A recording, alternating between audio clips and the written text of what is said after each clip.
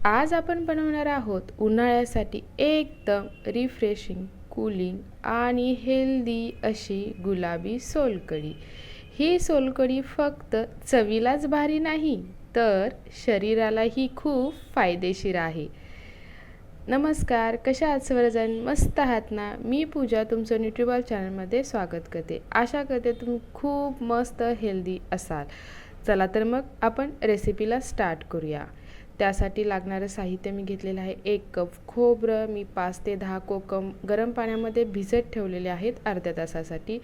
जिरेपूड घेतलेली आहे, चवीसाठी मीठ घेतलेलं आहे 1 चमचा। मी इथं बॉईल करून बीट घेतलेला आहे, ते खिसून घेतलेलं आहे। लसूण घेतलेला आहे 3, हा ऑप्शनल आहे। मिरची घेतलेली आहे, कोथिंबीर घेतलेली आहे आणि गरम पाणी घेतलेलं आहे।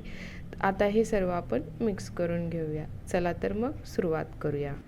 आपण येथे एक मिक्सरचं भांडं घेतलेलं आहे, त्यामध्ये जे आपण फ्रेश खोबरं घेतलेलं आहे ते ॲड करून घेणार आहोत। त्यासोबत आपण लसूण आणि हिरवी मिरची याच्यामध्ये टाकून थोडंसं जे आपण गरम पाणी घेतलेलं आहे ते यामध्ये यूज करायचं आहे। गरम पाणी घेतल्यामुळे जे आपले ह्या खोबऱ्याचं जे दूध आहे ना ते घट्ट, जास्त पण पातळ नाही, जास्त पण घट्ट नाही, मीडियममध्ये आपलं तयार होऊन येतं। तुम्ही आता बघू शकता आपण हे एका सुती कपड्यामध्ये हे खोबऱ्याचा जो वाटून घेतलेलं आहे ते यामध्ये काढून घेणार आहोत आणि आपण आता हे सर्व असं पिळून आपण याचं दूध तयार करून घेणार आहोत। तुम्ही बघू शकता मी ही प्रोसेस 3 वेळा रिपीट केलेली आहे। आपलं घट्टसर असं दूध हे रेडी झालेलं आहे।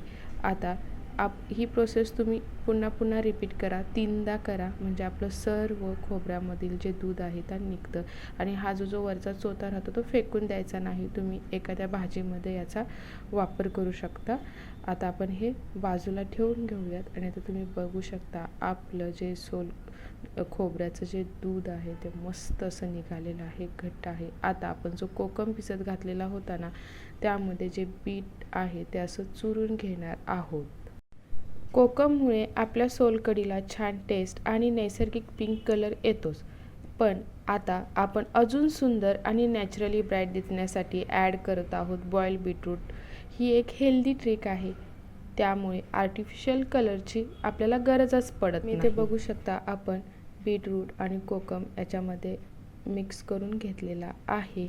आता आपण यामध्ये ॲड करतोय जिरेपूड, थोडीशी कोथिंबीर आणि चवीसाठी मीठ।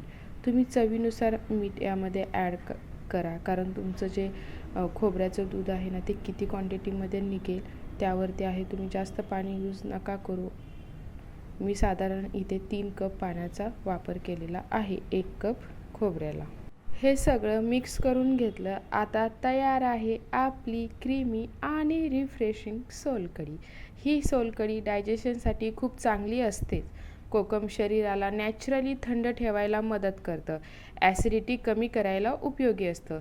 नारळामुळे बॉडीला हायड्रेशन आणि इलेक्ट्रोलाइट्स मिळतात, त्यामुळे उन्हाळ्यात ही ड्रिंक खूप रिफ्रेशिंग वाटते।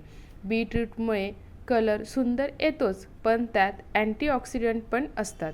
ही सोलकढी दिवसातून 1 ते 2 ग्लास पुरेशी आहे। लंच आणि फिश थाळीसोबत तर अगदी परफेक्ट आहे, पण ज्यांना नारळाची ॲलर्जी आहे, किडनी रिलेटेड स्ट्रिक्ट डाएट आहे, ॲसिडिटी खूप आहे, त्यांनी प्रमाणातच घ्यावी आणि गरज पडली डॉक्टरांचा सल्ला घ्यावा। उन्हाळ्यात बॉडी कूल आणि हायड्रेट ठेवण्यासाठी ही हेल्दी सोलकढी नक्की ट्राय करा। आणि हो, व्हिडिओ आवडला असेल तर लाईक, शेअर आणि सबस्क्राईब करायला विसरू नका। भेटूया हेल्दी नेक्स्ट व्हिडिओमध्ये।